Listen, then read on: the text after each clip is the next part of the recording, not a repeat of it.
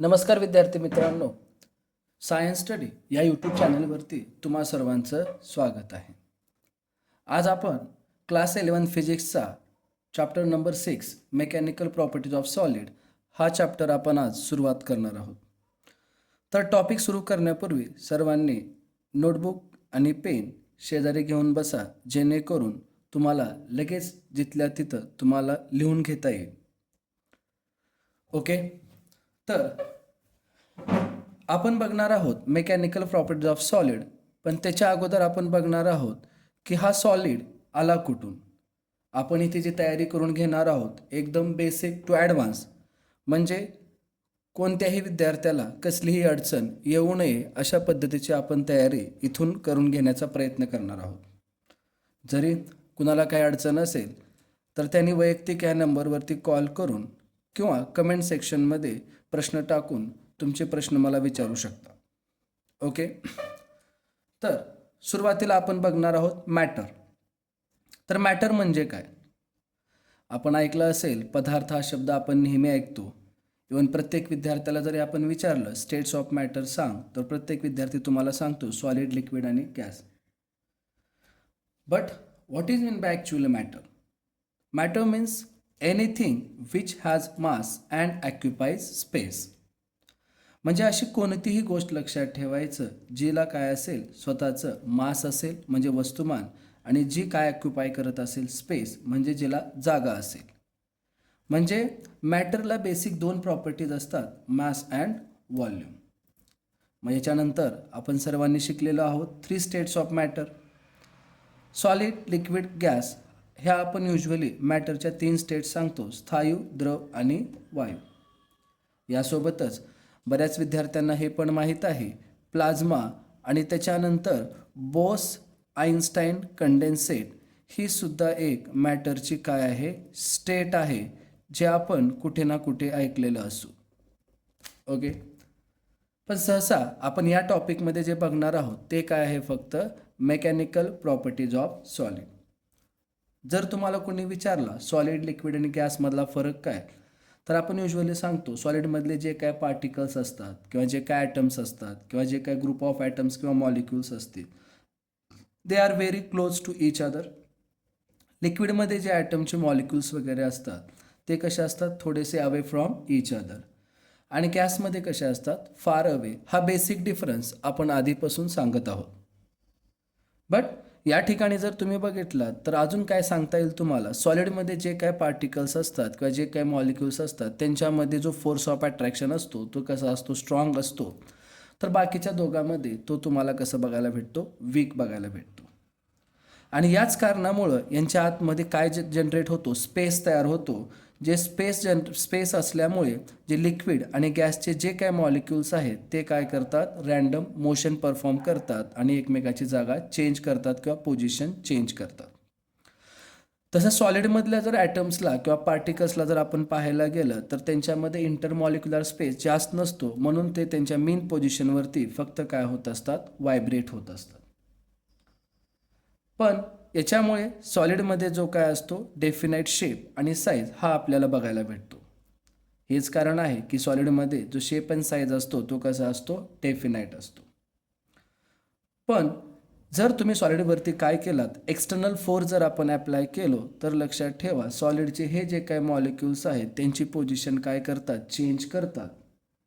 But ज्यावेळेस तुम्ही force remove करून घ्याल परत ते त्यांच्या काय करतात, ॲक्च्युअल पोझिशनला परत येतात. मग आता बेसिकली आपण ह्या ज्या टॉपिकमध्ये बघणार आहोत त्या टॉपिकमध्ये सॉलिडमध्ये एक एक्सेप्शन किंवा एक अजम्पशन आपण पकडून चालायचं, तो म्हणजे रिजिड बॉडी. या बॉडीजबद्दल आपण या टॉपिकमध्ये शिकणार नाही आहेत. कोणत्या body? Rigid body. Rigid body आपण त्या बॉडीजना म्हणतो ज्या बॉडीजला म्हणजे फोर्स जर तुम्ही अप्लाय केला तर त्या बॉडीचा शेप अँड साईज काय नाही झाला पाहिजे, चेंज नाही झाला पाहिजे.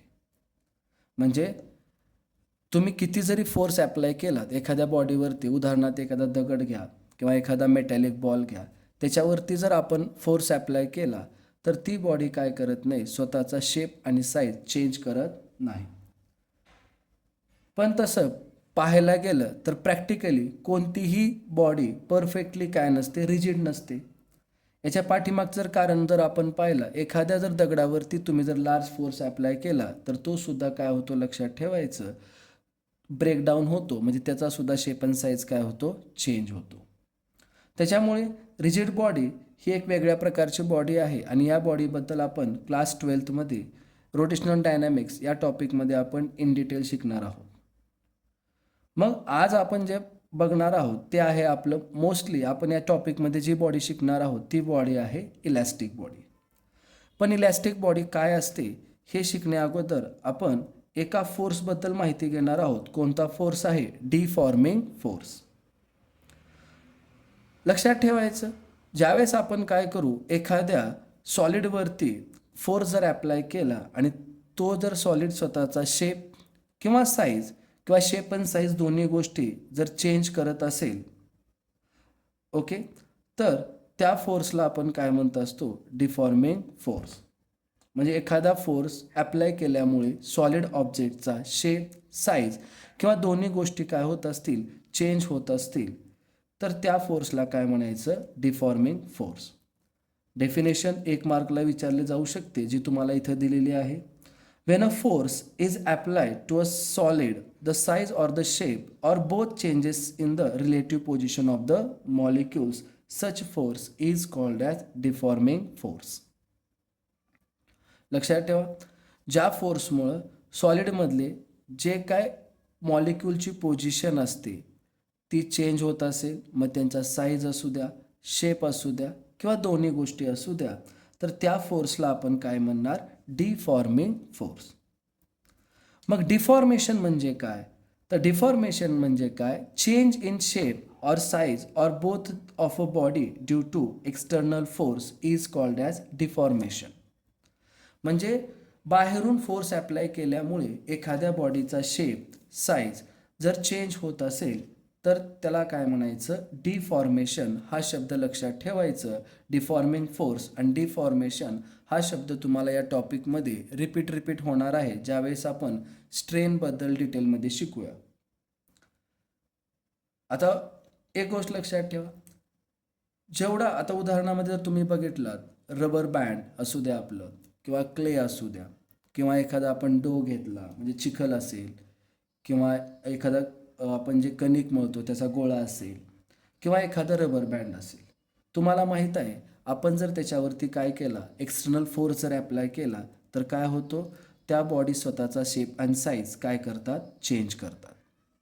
ओके, मग जेवढा जास्त डिफॉर्मिंग फोर्स असेल तेवढा जास्त लक्षात ठेवायचं काय असेल, डिफॉर्मेशन तुम्हाला बघायला भेटतं. म्हणजेच larger the deforming force, larger is its deformation. आता हे डिफॉर्मेशन तुम्हाला कशामध्ये बघता येईल, in the change in form of the length और चेंज इन द वॉल्यूम और change in the shape of a body. म्हणजे deformation could be in the form of change in length, volume और in shape of a body. म्हणजे हा जो काय deformation आहे हा तुम्हाला जसं वायर असेल, एखादं वायर घेतलं तर त्याच्यावरती जर फोर्स अप्लाय केला तर त्याची काय चेंज होते, लेंथ चेंज होते. किंवा एखाद्या तुम्ही मेटॅलिक बॉलवरती वगैरे जर जास्त प्रेशर अप्लाय केलं तर त्याचं व्हॉल्यूम चेंज होतं. किंवा कधी कधी लक्षात ठेवायचं, शेपसुद्धा काय होतो, चेंज होतो. मग deformation could be in the form of change in length, volume और in a shape of a body. मग डिफॉर्मेशनचे तुम्ही उदाहरण सांगायचं जर असेल तर तुम्ही सांगू शकता, आत्ताच मी तुम्हाला सांगितलेले रबर बँड असू द्या, ओके, किंवा त्याच्यानंतर डो असू द्या किंवा काय असू द्या, क्ले असू द्या, हे तिन्ही एक्झाम्पल कशाचे आहेत, डिफॉर्मेशनचे. म्हणजे आपण रबर बँडवरती जरी फोर्स अप्लाय केला, डोवरती जरी फोर्स अप्लाय केला किंवा क्लेवरती जरी फोर्स अप्लाय केला तरी त्यांचा लक्षात ठेवायचं, शेप अँड साईज काय होतो, चेंज होतो.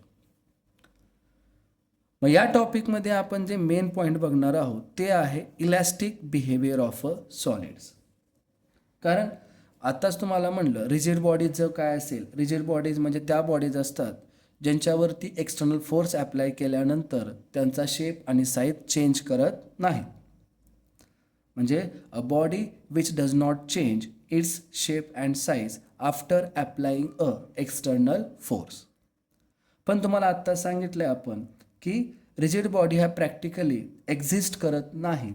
कारण आपण दगड जरी घेतला, दगडावरती जर तुम्ही जास्त अमाऊंटमध्ये जर फोर्स अप्लाय केला तर दगडसुद्धा काय होतो, ब्रेक होतो, म्हणजे त्याचासुद्धा साईज काय होईल, चेंज होईल.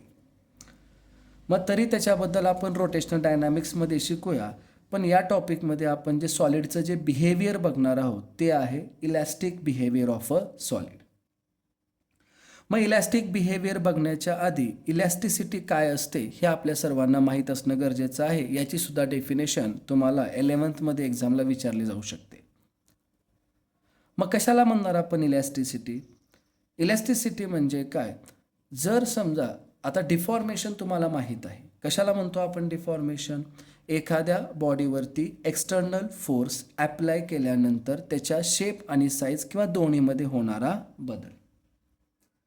आता एक उदाहरण जर तुम्ही बघितलात, या रबर बँडवरती जर आपण काय केलं, डिफॉर्मिंग फोर्स ॲप्लाय केला तर हा स्ट्रेच केला जातो.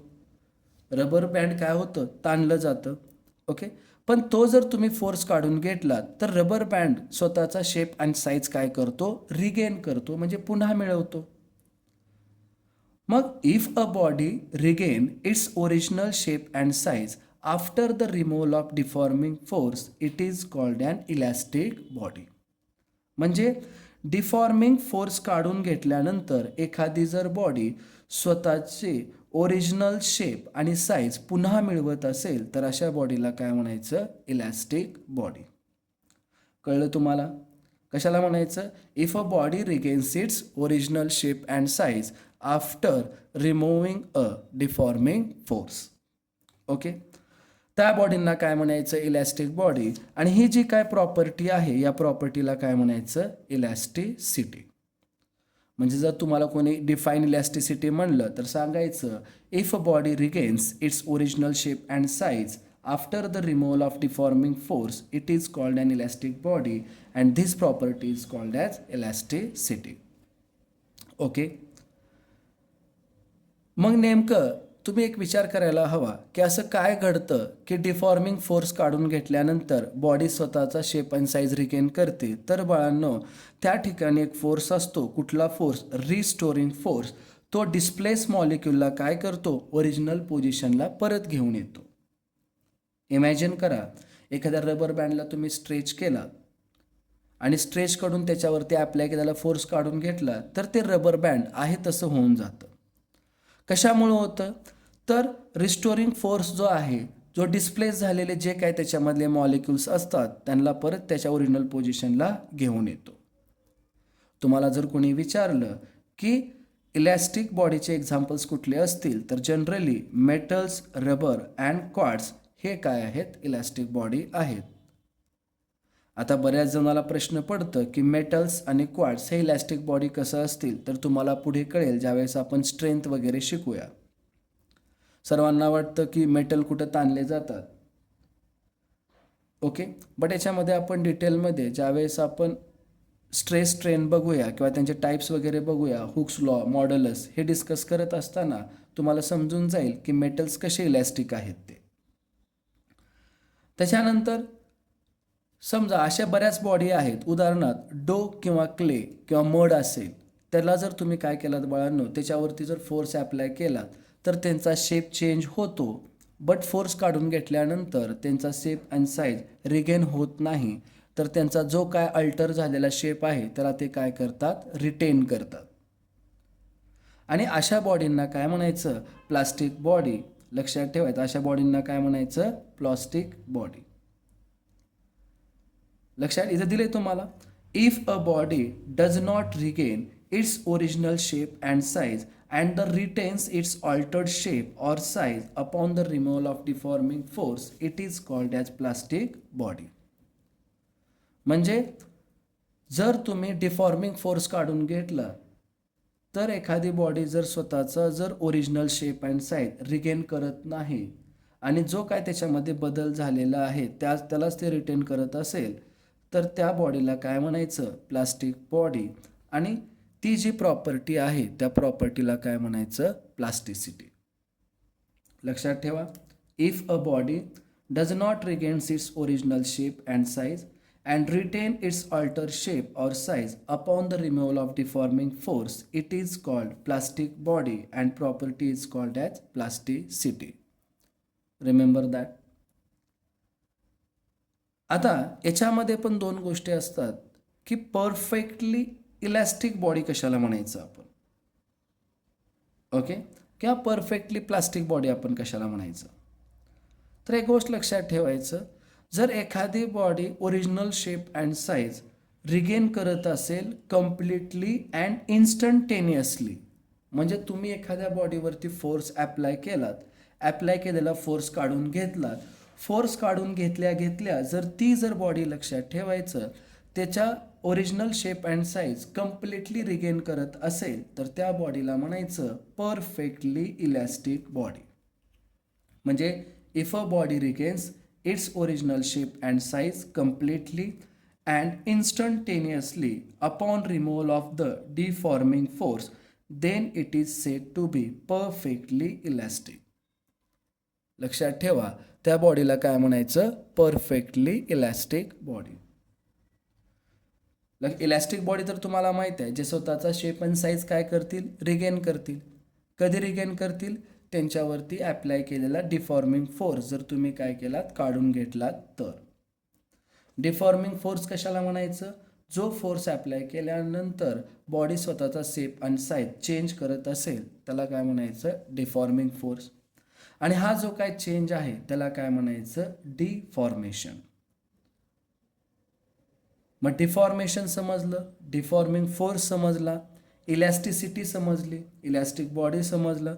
रिस्टोरिंग फोर्स कशाला म्हणायचं, रिस्टोरिंग फोर्स हा तो फोर्स असतो जो त्यांच्या डिस्प्लेस मॉलिक्यूलला ओरिजिनल पोझिशनला काय करतो, वापस घेऊन येतो. ओके, प्लास्टिक बॉडी समजली तुम्हाला, प्लास्टिसिटी समजली. इथे तुम्हाला काही प्लास्टिक बॉडीचे एक्झाम्पलसुद्धा दिलेले आहेत. Clay, putty, plasticine, thick mud etcetera are the examples of the plastic body. इथे एक वाक्य सांगतोय, नीट लक्ष द्या. There is a no solid which is perfectly elastic or a plastic. म्हणजे असं कुठलाही लक्षात ठेवायचं सॉलिड नाहीये जो परफेक्टली काय असेल, इलॅस्टिक असेल किंवा परफेक्टली काय असेल, प्लास्टिक असेल. बट नियर आयडियल इलॅस्टिकमध्ये क्वार्ट्ज फायबरचं नाव घेतलं जातं आणि नियर आयडियल प्लास्टिकमध्ये पुट्टीचं नाव काय केलं जातं, घेतलं जातं. मग एक्झाम्पल्स पार्ट असू द्या.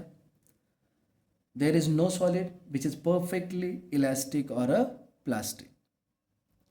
ओके, मग तुम्हाला इथंपर्यंत समजलं पाहिजे की आपण डिफॉर्मिंग फोर्स कशाला म्हणतो, डिफॉर्मेशन कशाला म्हणतो, इलॅस्टिक बॉडी काय असतात, इलॅस्टिसिटी काय असते, रिस्टोरिंग फोर्स काय असतात, प्लास्टिक बॉडी काय असतात, प्लास्टिसिटी कशाला म्हणायचं, हे 7 तुम्हाला डेफिनेशन म्हणा किंवा ह्या 7 टर्म्स तुम्हाला पाठ असल्या पाहिजे.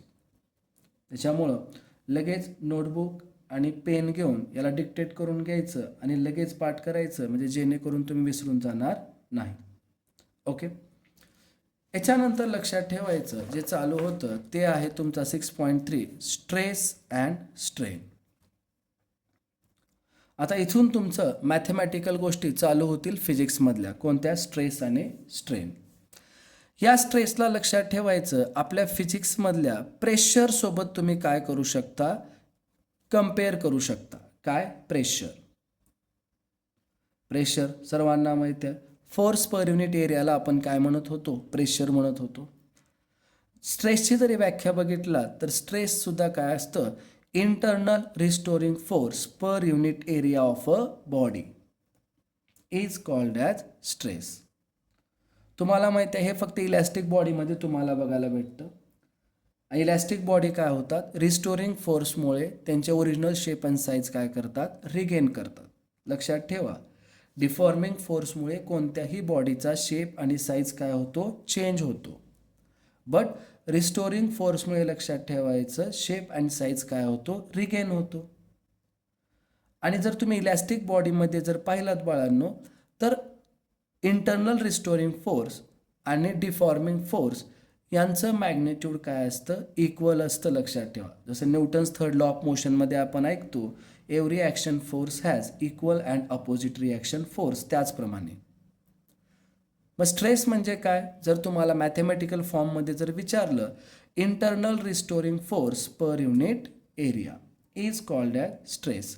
आणि प्रेशरची पण व्याख्या अशीच काहीतरी होती, फोर्स पर युनिट एरिया. मग स्ट्रेस बरोबर तुम्ही काय लिहिलात? Mod of F bar upon A. आता ह्या एफ बारला तुम्ही डिफॉर्मिंग फोर्स म्हणू शकतात किंवा रिस्टोरिंग फोर्स म्हणू शकतात. असं का? तर इलॅस्टिक बॉडीसाठी इंटरनल रिस्टोरिंग फोर्स आणि एक्सटर्नल ॲप्लाइड डिफॉर्मिंग फोर्स हे कसे असतात? एकसारखे असतात. म्हणजे तुम्हाला जर कोणी दिलं, एखाद्या इलॅस्टिक बॉडीवरती जर समजा कोणी 100 न्यूटन फोर्स ॲप्लाय केला 2 मीटर स्क्वेअर एरियावरती, आणि जर तुम्हाला जर विचारलं त्याच्यामध्ये स्ट्रेस काय असेल, तर तुम्ही काय सांगायचं? 100/2 that is 50 newton per metre square. मग इथं तुम्हाला एस आय युनिटसुद्धा सांगता येईल. फोर्सचं काय असतं? न्यूटन. एरियाचं काय असतं? Metre square. यालाच तुम्ही असं सुद्धा लिहू शकता, न्यूटन पर मीटर स्क्वेअर. किंवा पास्कल हे सुद्धा युनिट तुम्ही यूज करू शकता. याच्याहून तुम्हाला समजतं की पास्कल हे प्रेशरचं सुद्धा एस आय युनिट आहे. डायमेन्शन जर विचारले, 1 in mass -1 in length -2 in time. हे काय आहे तुमचं? स्ट्रेस. मग नेक्स्ट आहे स्ट्रेन. आता थोडंफार इमॅजिन करा, तुम्हाला माहीत आहे, समजा हे एखादं काय असेल? वायर असेल, मेटॅलिक वायर. आता मेटल कसे असतात? इलॅस्टिक असतात. समजा याची लेंथ काय असेल? यल लेंथ असेल. काय असेल? यल. जर याला जर तुम्ही काय केलात? लक्षात ठेवायचं, याच्या दोन्ही बाजूला जर तुम्ही असा फोर्स ॲप्लाय केलात, काय सांगतो नीट ऐका, जर या वायरच्या दोन्ही बाजूला फोर्स ॲप्लाय केलात तर या वायरची काय चेंज होईल? लेंथ चेंज होईल. आणि समजा याची लेंथ काय झाली? Capital L. हे स्मॉल एल जर तुम्ही पाहिलात तर ह्या ॲक्च्युअलमध्ये वायरची काय होती? Original length. आणि ही जी कॅपिटल यल आहे, हे काय लक्षात ठेवायचं? चेंज झालेली लेंथ आहे. समजा इमॅजिन करा, याची लेंथ होती 1 मीटर, पण तुम्ही याच्यावरती फोर्स ॲप्लाय केल्यामुळं याची लेंथ काय झाली? 1.2 मीटर.